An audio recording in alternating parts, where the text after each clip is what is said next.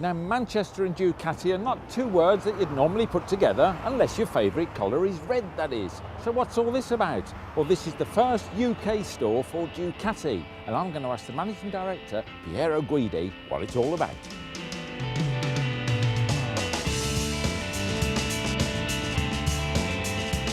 Well, of course, the first thing I wanted to know is just what was the idea behind this new corporate store? The idea is to bring the best of Ducati to all our fans and all the passionate people about our brand around the world. We have now touched the ground in the UK. We've touched ground here in Manchester, which is one of the best locations for us because we have a lot of passionate people around. But also through the store, the basic concept is that the dealer will embrace all the Ducati strategy, and we will be side by side to the dealer to serve the customer as best.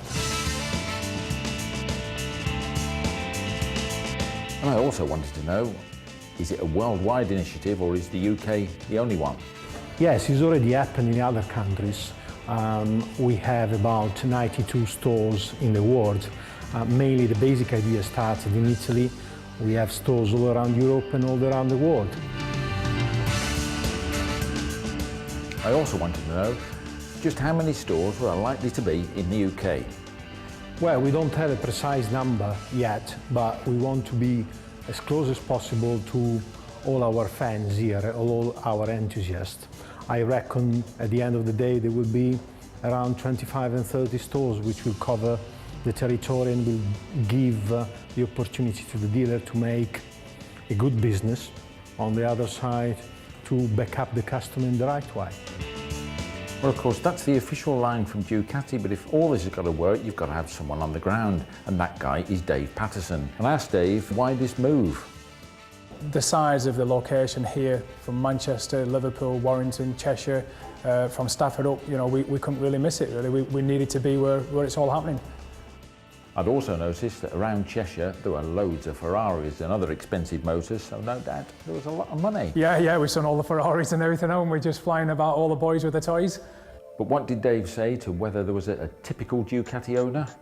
Possibly a few years ago there was the real Ducati customer because there was only an element of people who think they could afford it. But since we've been at Filed, we've learned that there's a lot of people who have been used to the Japanese bikes, and the pricing structure now has come down. So, you know, you've got the Monster range at like £4,000.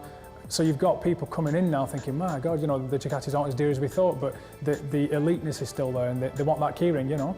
But did Dave think that specific branding was a way to get customer loyalty? I think this was the way to go.